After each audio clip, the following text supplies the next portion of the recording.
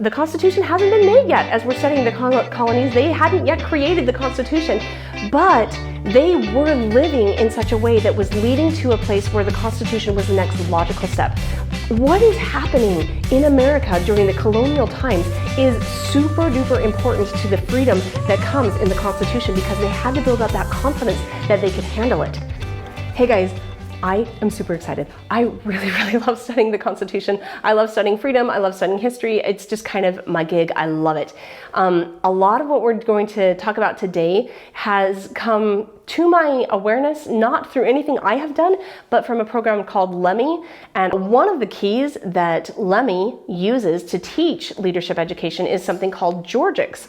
The idea of Georgics is that if you are working the land, or you're working in just really close to natural consequences, you are going to do better in life, you're going to be happier, and you're going to understand things a lot more. You'll be much less confused by what's going on around you if you're able to see that this cause led to this effect, to this consequence. And a lot of how they teach that is through farming and raising animals and stuff like that, because it's a natural place to teach that you're going to see, if I don't feed the animal, they die, right? You're able to see that cause and effect really quick and really easily. I loved what they said, that you don't have to do animals. You don't have to do plants. It's not like this is a gardening thing. It's just that using plants and animals teaches these concepts really well, but there are other ways to learn these. Okay, and you may be wondering what on earth any of that has to do with the Constitution. What we're studying in the Well-Educated Heart section of history is the colonies. Again, this is not, the Constitution hasn't been made yet. As we're studying the colonies, they hadn't yet created the Constitution, but they were living in such a way that was leading to a place where the Constitution was the next logical step. So that when they were kind of had the rug yanked out from under them, they weren't like, oh no, what are we ever going to do? I don't know how to survive if the king isn't here to tell us everything that we should do. Instead, they were able to say, I'm fine. I've been living on my own for a really long time. If you aren't here to have any safety net for me, who cares? Because I have my own farm. I have my own animals. I have my own business. I have my own stuff. I'm fine. I'm quite independent. I don't actually need you to protect me against the world or the storms or whatever. I'm quite capable of handling it. This is a vitally important step when it comes to freedom, is that we are capable of doing things for ourselves, that we aren't afraid of failing, that we aren't afraid of storms coming into our lives and we'll just, I'm willing to give up my freedom as long as somebody will just protect me against this danger. That Georgics cures that. It gives you the sense of saying, I can do this. I can totally do hard things. I really would rather have freedom, even if it's hard. And so that's what's happening in the colonial times, is everybody is doing really hard stuff. They're doing really hard stuff in learning to govern themselves, that they all have these charters, that they came to America, that the government, the king said, sure, I'll give you this charter, you can have your own government there, you just have to set it up and take care of it. And so they said, good call, I'll do that. They're electing their own officials. They are living independently. They just happen to also be paying taxes to England at this point. So what is happening in America during the colonial times is super duper important to the freedom that comes in the Constitution, because they had to build up that confidence that they could handle it, that they were capable of doing hard things, and that they could see the process. They had the skills associated with governing themselves. They had already done it. They had already elected people. They already had judges that they were able to go to and talk about problems and work things out.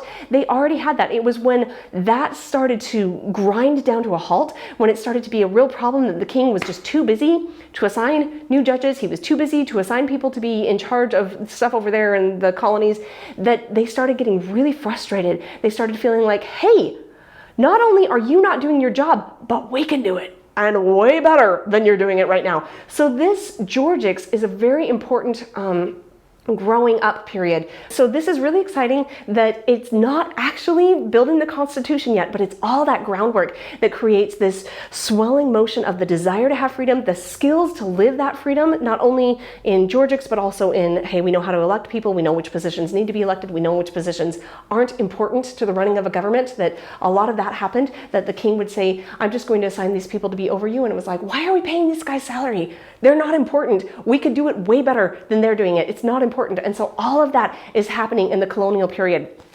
Okay, so the ideals of Georgics, I'm just going to run through them really quickly. Providence, so that's God helps us, and you can see how that would work. The rain from the sky, the sun to make the plants grow, the having enough animals and having them survive. That's Providence plays a key role in that. Community stewardship, this was big. And what the colonials understood was that freedom is a whole lot of duty. And they said, we have a stewardship to not only take care of our stuff, but to take care of each other. And when we recognize that that comes from us, right? It's not somebody telling us that we have to, it's not somebody trying to enforce it with laws, but it's us declaring, I want to take care of the people around me. It's that understanding that there is a community interdependency. Man, there's power in that. I mean, they literally built the church house, which was also the school, which was also the community center where they came and they had their meetings. They worked together, and they knew that not everybody can do it on their own. In fact, nobody can really do it on their own, but together we can do really powerful things as long as we're buying in, we're choosing it for ourselves. So that's one of the lessons, one of the ideals of Georgics. Entrepreneurship is another, and this is interesting because so many of us are not entrepreneurs, so many of us have jobs, and I think that you can have an entrepreneurial attitude anywhere. In fact, I have a video on how if you're homeschooling, you already have the qualities of an entrepreneur. You're already carrying those same characteristics forward inside your school. All of these qualities and these characteristics naturally come through entrepreneurship, just like a lot of the other characteristics naturally come through having animals or raising your own food, but you don't have to get them that way. You can have those same characteristics if you are an employee as well. It's just important to have those ingenuity and that quick thinking and that willingness to try new things. All of that is really important to be able to be a free people. And sometimes that doesn't make a lot of sense. Sometimes it feels like, what does that have to do with freedom? But really, that's really vitally important to be in a country where people are constantly independently thinking about things that they can do to better their own environment, better their own home, better their own community. That is what drives things forward. And it's having that freedom to do it, to make your own decisions, that is so important. And it's also important to be making your own decisions so that you recognize how important that is and want it. You know, you don't necessarily want the freedoms if you're not living them. If you don't care if everybody else makes all of your decisions and tells you where to work and how much schooling you need and what you need to major in and all of that stuff, if that doesn't matter to you, then you lose that freedom. And so it's living the freedom that enables us to maintain those freedoms because we value them at that point. The other one is real estate ownership, and we saw this so much in the Great Depression, that people who had real estate just did so much better than those who didn't. It was really, really rough, and a lot of people had real estate, but then they lost it because they made bad investments. And so you want to be not just real estate, but solvent, right? You want to be able to maintain your real estate. You want to be able to keep it and not have it taken away because you have to sell it to pay off bad debts or whatever. Owning real estate has a lot of benefits to it. You need a house, right? This is super important. It is a basic need. And if you own the house, then it cannot be taken away from you. I totally get it. I hear some of you out there saying, what about taxes? I know it's not the conversation for this particular situation, but what I'm saying is you need a house, you got to have somewhere to live. And if you own it, you are in a much more powerful position. Also, if you own real estate, you can grow food and have animals on your real estate so that we're not depending on somebody else to provide housing for us or to provide food for us. And not saying, I guess my point isn't big bad somebody else trying to provide for you. I'm saying that sucks to have to depend on somebody else to provide for you. There's a lot of confidence and a lot of self-esteem that comes from being able to provide for yourself. That's important. And so that's part of the freedom, is being able to own your own stuff and use your stuff to provide for yourself. And there are a couple more ideals, but I just really didn't feel like I could get into each of those ideals in a month. So those are the only ones that I'm planning on covering this month of October. So when it comes to Providence, we're going to talk about relying on God. I'm using Little Men as the story to really kind of illustrate a lot of these things. So Little Men, chapter 3, has a story about the good man. And off the top of my head, I can't remember what that chapter is about, but I know that I read it going in and I thought, oh, that's a great chapter to really show who God is and how he's interacting in our lives and helping us to be more free. So I don't remember that chapter, but that's the one that we're reading. Under community stewardship, we are going to be reading Little Men 12, Huckleberries. Okay, so here's what happens in this chapter.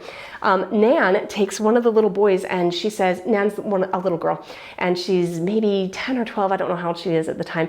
And she says, I know where the blueberry patch is. I can totally take this little child who's 4 or 5 and we can go pick blueberries all day. And so she goes and she takes him and they get lost.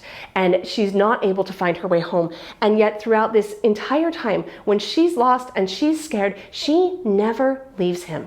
She never bails or gets so scared that she decides that she's just on her own and she'll have to come back and find him. The whole time, she's really understanding her stewardship to take care of this child, that she signed up for something and it was something she can't handle, right? And I think actually she missed her ride back, that she was going to catch a ride and then there was some miscommunication and her ride left her. And so she was stuck in this situation, but she never, even in this really bad, scary situation, she never abandoned her stewardship. She always took care of him. And as a result, he learned to trust her. They had just an ongoing relationship throughout their lives. He really, really loved her. And she also learned a lot about herself, that she said, I am somebody who cares about other people. And she grows up to be a doctor as she continues to grow in this area. And so this was just an early moment where she starts seeing that community stewardship. And of course, being a doctor is a great way to be a community steward, is to help everybody who comes your way. So that's what we're going to be using to teach that. This is the entire month. I don't know if I've mentioned that in this video. So you don't have to do all of these in one day or even in 1 week. You do it in an entire month. Okay, so for entrepreneurship, I don't have a specific story that we're going to tell, but I do have a couple of questions that I'm just going to ask the kids. How can being financially independent affect what you say? Think about that. How do the words that you say, whether in a public place or a private place, how are they affected on whether or not you're depending on someone else for your money? How does being financially independent affect how you spend your time? What are you doing with your time, and how is that impacted by the need to make money or being financially independent? Or even if you own your own business, being able to choose what you do, how you spend your time. How is that impacted by whether or not you have this entrepreneurship in your life? And how does being an entrepreneur affect what you learn? And I can tell you, oh my goodness, you are on a constant learning curve. When you are an entrepreneur and you're trying to grow a business, there's just such an awareness that we don't know enough. And we have to constantly be learning new things and studying new things. And if you talk to people who are very successful in owning their own business, they almost all say that they are great readers and great learners, that this is such an integral part to being an entrepreneur, is being a lifelong learner. And you see that, again, you don't have to own your own business to do this. You can be a lifelong learner and not own your own business. It's just that if you're an entrepreneur, you will be a lifelong learner. It's going to demand it of you. You can choose to do it if you aren't an entrepreneur. But if you are, it's going to be something that you're just right up against. You have to learn stuff all the time. And so that is a big, big part of being an entrepreneur. So some of the other qualities of being an entrepreneur are the ability to dream, to come up with new ideas and new hopes, the ability to ask questions, and really penetrating questions. They're the questions that are like, how are we going to survive? How can we better serve people? How can this business that we own make a difference in the world around us? How can we improve the lives of everybody that we come in contact with here? And the other quality is that you never stop until the problem is solved, because that problem, when you're an entrepreneur, is massive. It's creating very real problems for your ability to pay the bills or your ability to go and do the things that you want to do. You have to solve the problems. They are very, very important. A lot of times we'll give our kids, or I will give my kids sort of fake problems that I need them to solve. But if you're an entrepreneur, it's not fake. This is real. If I can't get the price right, I'm not going to be able to sell these things. And if the price has to be that low, I won't make any money. So I've got to be able to somehow get the cost down, or stop the race to the bottom, increase my quality somehow, increase my marketing somehow. It's that problem solving. It's that all the time looking for a solution that is so key and so integral to being an entrepreneur. So for real estate ownership, what we will be reading is, again, Little Men, the chapter 18 crops. And it's, I believe, if I'm remembering this chapter properly, this is all about how they have their own little square of property that they're growing their own plants on. And some of them fail and some of them succeed, and some of them make just beautiful plants and flowers, and some of them have hearty food that they can turn around and sell. And you can just see the different personalities that are showing up as in their own little personal land of owning real estate.